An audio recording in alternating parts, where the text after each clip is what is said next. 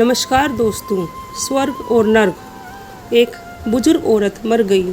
यमराज लेने आए। औरत ने यमराज से पूछा, आप मुझे स्वर्ग ले जाएंगे या नर्क? यमराज बोले, दोनों में से कहीं नहीं। तुमने इस जन्म में बहुत ही अच्छे कर्म किए हैं, इसलिए मैं तुम्हें सीधे प्रभु के धाम ले जा रहा हूँ। बुजुर्ग औरत खुश हो गई और बोली, धन्यवाद, पर मेरी आपसे एक विनती है। मैंने यहाँ धरती पर सबसे स्वर्ग नर्क के बारे में बहुत सुना है, इसलिए मैं एक बार दोनों जगहों को देखना चाहती हूँ। यमराज बोले, तुम्हारे कर्म अच्छे हैं, इसलिए मैं तुम्हारी यह इच्छा पूरी करता हूँ। चलो, हम स्वर्ग और नर्क के रास्ते से होते हुए प्रभु के धाम चलेंगे। दोनों चल पड़े। सबसे पहले नर्क आया। नर्क में बुजुर्ग औरत ने ज़ोर ज़ोर से लोगों के रोने की आवाज़ सुनाई दी। वहाँ नर्क में सभी लोग दुबले पतले और बीमार दिखाई दे रहे थे। औरत ने एक आदमी से पूछा, यहाँ आप सब लोगों की ऐसी हालत क्यों है? आदमी बोला, तो और कैसी हालत होगी? मरने के बाद जब से यहाँ आए हैं, हमने एक दिन भी खाना नहीं खाया। भूख से हमारी आत्माएं तड़प रही हैं। बुजुर्ग औरत ने उस आदमी से पूछा, इस पतीले में क्या है? आदमी मायूस होकर बोला, ये पतीला बहुत ही स्वादिष्ट खीर से हर समय भरा रहता है। बुजुर्ग औरत ने हैरानी से पूछा, इसमें खीर है? तो आप लोग पेट भरकर ये खीर खाते क्यों नहीं? भूख से क्यों तड़प रहे हैं? आदमी रो रो कर बोलने लगा, कैसे खाएं? ये पतीला 100 फीट ऊंचा है, हम में से कोई भी उस पतीले तक नहीं पहुंच पाता। यह सुन औरत को उन पर तरस आ गया। सोचने लगे, बेचारी खीर का पतीला होते हुए भी भूख से बेहाल हैं। शायद ईश्वर ने इन्हें यही दंड दिया होगा।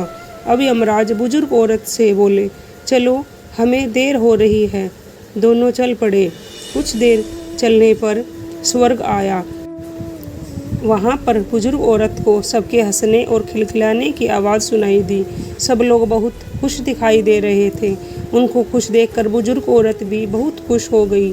पर वहाँ स्वर्ग में भी बुजुर्ग औरत की नज़र जैसे ही 100 फीट ऊंचे पतीले पर पड़ी, जैसे नरक में था, उसके ऊपर भी वैसा ही चम्मच रखा हुआ था। इसमें से एक व्यक्ति बोला, हम सब लोग इस पतीले में से पेट भरकर खीर खाते हैं।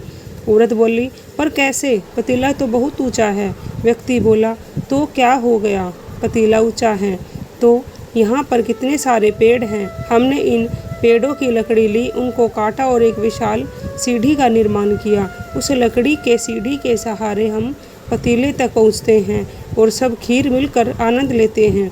बुजुर्ग औरत यमराज की तरफ देखने लगी। यमराज मुस्कुराए और बोले, ईश्वर ने स्वर्ग और नरक मनुष्य के हाथ में सौंप रखा है। चाहे तो अपने लिए नरक बना ले, चाहे तो अपने लिए स्वर्ग।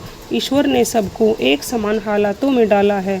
उसके लिए उसके सभी बच्चे समान हैं। वह किसी से भेदभाव नहीं करता।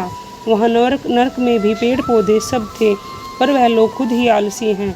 उन्हें खीर हाथ में ही चाहिए। वह कोई न कर्म नहीं करना चाहता, कोई मेहनत नहीं करना चाहता, इसलिए भूख से बेहाल हैं। क्योंकि यही तो ईश्वर की बनाई इस दुनिया का नियम है।